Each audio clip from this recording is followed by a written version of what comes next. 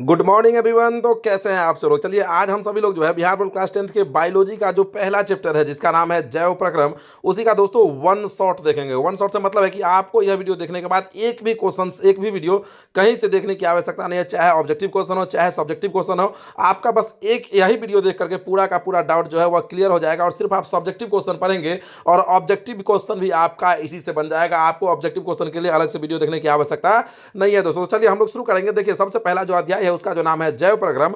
तो जैव प्रक्रम सबसे पहले क्या है उसको जरा समझिए, उसके बाद ही हम लोगों को जो है यह चैप्टर अच्छी तरह से समझ में आएगा। तो देखिए जैव प्रक्रम का अर्थ जो होता है वो होता है जीवों का अनुरक्षण। देखिए जितने भी जीव जंतु होते हैं वे सभी अपने अस्तित्व को पर्यावरण में बनाए रखने के लिए कोई ना कोई क्रिया करते हैं, जिस वजह से वो अपना अस्तित्व जो है इस पर्यावरण में बनाए रखते हैं। उसी को हम लोग जैव प्रक्रम कहते हैं। तो सिंपल भाषा में जैव प्रक्रम का जो अर्थ होता है वह होता है जीवों का अनुरक्षण। ठीक है। तो देखिए सबसे पहला नंबर जो क्वेश्चन है वही हम लोग देखते हैं कि जैव प्रक्रम क्या है, जैव प्रक्रम क्या है। उसके बाद हम लोग जो है बारी बारी से एक एक क्वेश्चन को, इस चैप्टर का जितना भी जो टॉप मोस्ट वीवीआई क्वेश्चन है एक एक क्वेश्चन को देखेंगे। ठीक है। तो चलिए सबसे पहले हम लोग जैव प्रक्रम ही देखते हैं। और देखिए जैव प्रक्रम का क्या अर्थ है जरा समझिएगा। यहाँ पे तो कह रहा है कि वे सभी क्रियाएं जिनके द्वारा जीवों का अनुरक्षण होता है जैव प्रक्रम कहलाते हैं। जैसे देखिए जीव जंतु जो है पोषण करते हैं, भोजन पोषण करते हैं, उससे क्या होता है उसका अनुरक्षण होता है, वो अपना अस्तित्व बचाए रखता है। तो श्वसन का क्रिया करते हैं उससे वो अपना अस्तित्व बचाए रखता है। परिवहन का क्रिया करते हैं जिससे वो अपना अस्तित्व बचाए रहता है। हरे पेड़ पौधे जो होते हैं वह प्रकाश संश्लेषण का क्रिया करते हैं जिससे वह क्या होता है कि उसका भोजन प्रकाश संश्लेषण की क्रिया से ही मिलता है, तो उससे भी वो अपना अस्तित्व बचाए रखता है।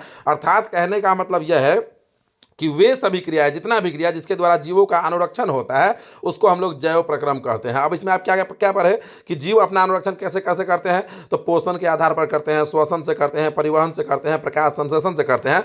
तो इसके बाद जो हम लोग क्वेश्चन देखने वाले हैं वह देखने वाले हैं पोषण की। पोषण क्या है, ठीक है ना। पोषण देखेंगे, बारी बारी से देखेंगे। ठीक है। अब देखिए पोषण क्या है तो इसको जरा समझिए कि देखिए पोषण हम लोग जो है वह किसे कहते हैं। तो देखिए पोषण है कि वह प्रक्रिया जिसके द्वारा एक जीव भोजन प्राप्त करता है। देखिए वह प्रक्रिया जिसके द्वारा कोई भी जीव जो है वह अपना भोजन प्राप्त करता है और उसका उपयोग करता है, उसी को हम लोग पोषण कहते हैं। पोषण किसे कहते हैं तो पोषण वह प्रक्रिया है जिसके द्वारा हर एक जीव जो होता है वह अपना भोजन प्राप्त करता है और उसका उपयोग करता है, उसी को हम लोग कहते हैं पोषण। अब देखिए पोषण यहाँ पे क्या है तो भोजन जो पोषण जो हम लोग करते हैं तो भोजन हमें ऊर्जा वृद्धि और विकास प्रदान करता है। यानी कि पोषण का जो क्रिया हम लोग करते हैं उससे क्या होता है कि वह हमें ऊर्जा देता है, हमारे शरीर को वृद्धि प्रदान करता है, हमारे शरीर का विकास प्रदान करता है। तो ये सब क्रिया इनके द्वारा होता है। ठीक है। अब देखिए भोजन के घटक कौन कौन है। आप लोग जो भोजन करते हैं तो उसके घटक होते हैं, उससे क्या क्या आपको मिलता है। अब जैसे भोजन करते हैं तो कार्बोहाइड्रेट मिलता है, प्रोटीन मिलता है, वसा मिलता है। किसी भोजन में कार्बोहाइड्रेट होता है, जैसे आप चावल खाते हैं तो उसमें कार्बोहाइड्रेट का मात्रा अधिक होता है। प्रोटीन, वसा, विटामिन और खनिज लवण ये सभी जो है ये भोजन के घटक है। देख रहे हैं आप कि जो लोग ज़्यादा चावल खाते हैं उसका पेट देखेंगे आप बहुत ही ज़्यादा निकल जाएगा। क्यों? क्योंकि चावल में जो है कार्बोहाइड्रेट ज़्यादा मात्रा में पाया जाता है और जब लोग मेहनत नहीं करते हैं तो वही जाके जो है कार्ब्स के रूप में जमा हो जाता है। तो कार्बोहाइड्रेट पाया जाता है, प्रोटीन, वसा ये सब जो है भोजन के घटक है। ठीक है, क्लियर है। अब देखिए कार्बोहाइड्रेट जो है के स्रोत क्या क्या है तो कार्बोहाइड्रेट बहुत सारे चीज़ों से मिलता है। जैसे आपका अनाज हो गया, अनाज में सबसे ज़्यादा कार्बोहाइड्रेट जो है चावल में पाया जाता है। फल में भी कार्बोहाइड्रेट होता है लेकिन कम मात्रा में होता है। हरी सब्जियां में भी कार्बोहाइड्रेट होता है लेकिन वहाँ पे कम मात्रा में होता है। ठीक है ना। अब प्रोटीन के स्रोत कहाँ है। अब जैसे आपके शरीर को प्रोटीन की आवश्यकता है, आप जाएंगे डॉक्टर आपको कह देगा कि भैया प्रोटीन का कमी है आपके शरीर में, तो प्रोटीन की आवश्यकता है, तो प्रोटीन कहाँ से मिलेगा।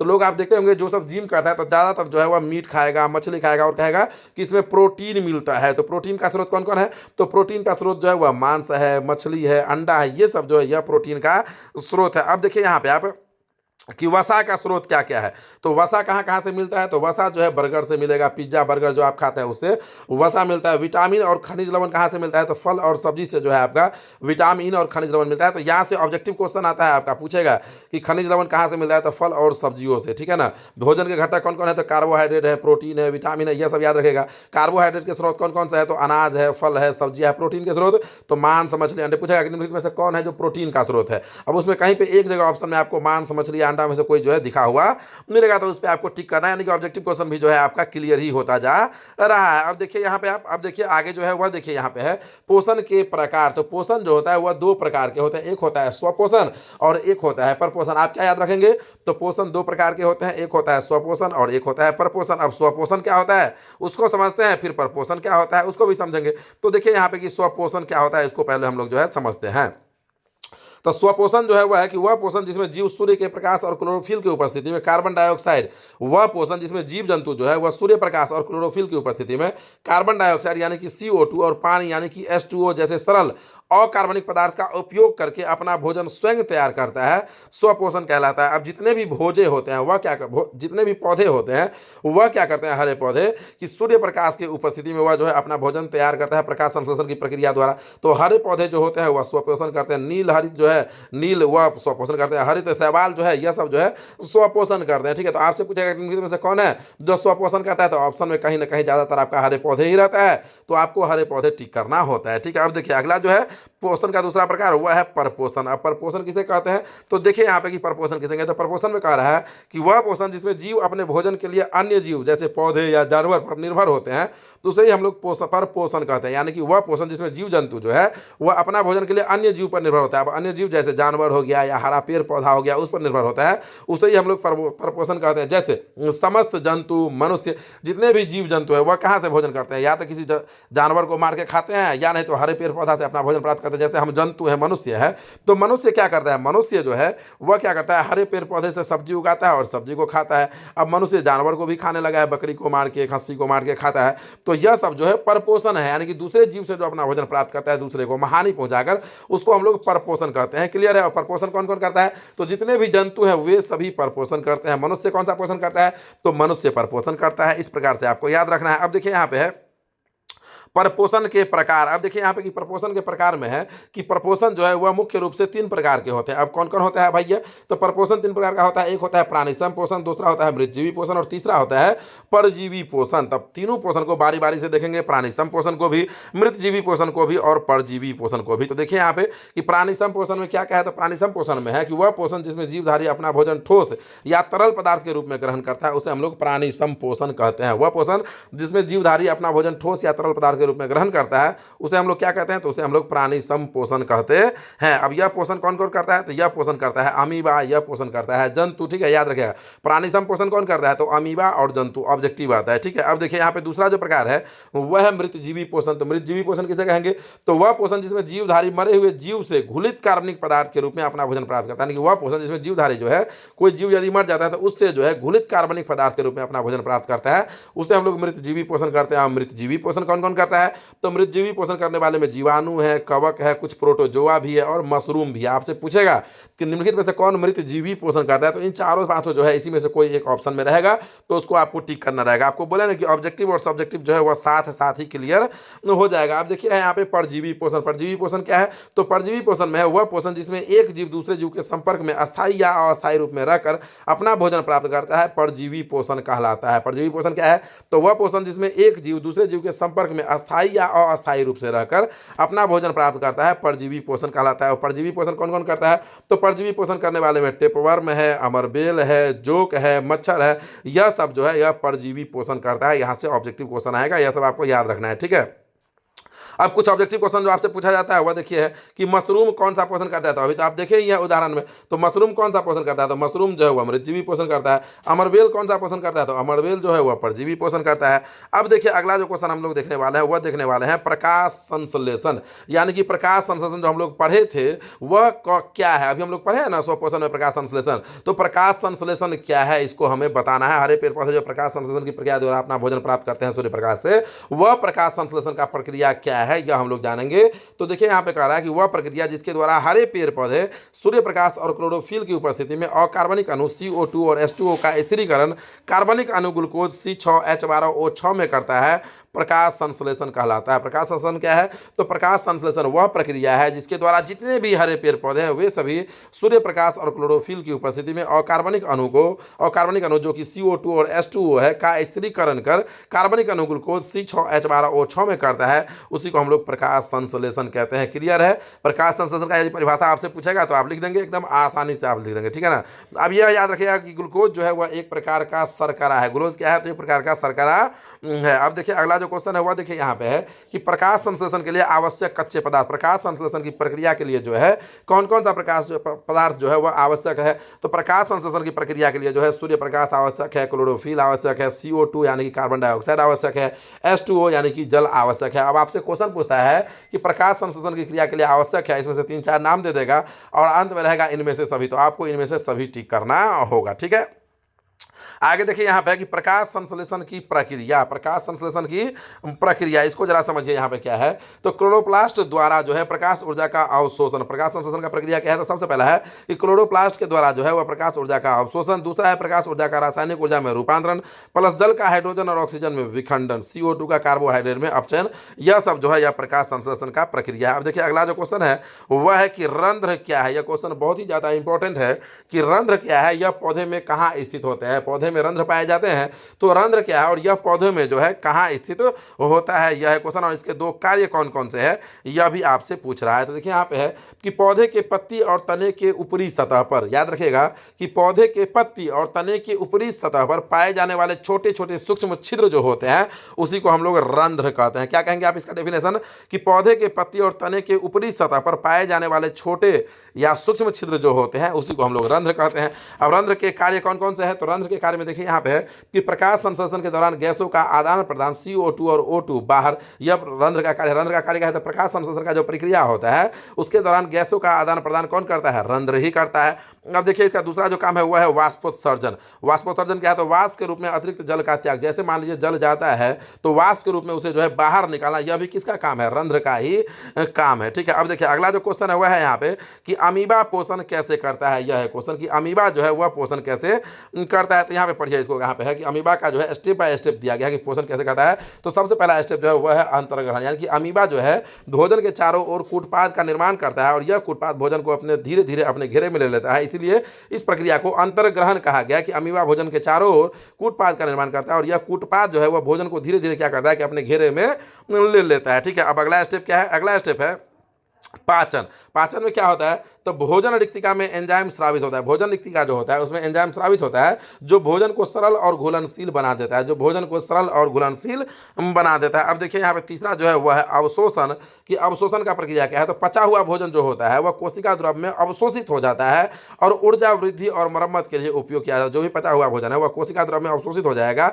और उसका उपयोग जो है ऊर्जा वृद्धि के लिए, मरम्मत के लिए उपयोग किया जाता है। अब देखिए इसका चौथा जो स्टेप होता है वह होता है, यहाँ पे देखिए चौथा जो स्टेप है वह है आपका यहाँ पे आत्मसातीकरण। वह है कि अवशोषित पोषक तत्वों का उपयोग विभिन्न जैविक प्रक्रिया में किया जाता है। उसके बाद है उत्सर्जन, शेष बचा हुआ भोजन एवं अन्य अपचा हुआ बेकार पदार्थ जो है शरीर के बाहर निकाल दिया जाता है। यह है अमीबा भोजन करता है। आपसे पूछेगा कि अमीबा किसके द्वारा भोजन करता है। तो कूटपाद की सहायता से करता है। ठीक है ना, यह याद रखिएगा, यह ऑब्जेक्टिव क्वेश्चन पूछता है। यह देखिए यहाँ पे स्टेप बाय स्टेप दिया गया है। यह देखिए यहाँ पे यह अमीबा, ये जो आप चित्र देख रहे हैं, चित्र चारों जो है यह अमीबा का ही चित्र है। ठीक है, अब देखिए यह जो बीच में आप देख रहे हैं यह केंद्रक है। ठीक है, यह है केंद्रक। अब यह क्या करता है, यहाँ पे देखिए खाद्य कण यानी कि भोजन है, रेड कलर करके है। अब देखिए सेकंड स्टेप में देखिए आपकी अमीबा क्या किया, इसके धीरे धीरे इस भोजन को घेर रहा है। देखिए इधर थोड़ा सा मुंह बढ़ाया, इधर बढ़ाया और इस भोजन को जो है धीरे धीरे घेर रहा है। और देखिए यहाँ पे धीरे धीरे जो है अपने अंदर ले लिया, बंद कर दिया और अब अमीबा के अंदर आ गया यह भोजन। आप देख रहे हैं इस प्रकार से अमीबा जो है अपना भोजन करता है। ठीक है, क्लियर है। चलिए आगे आते हैं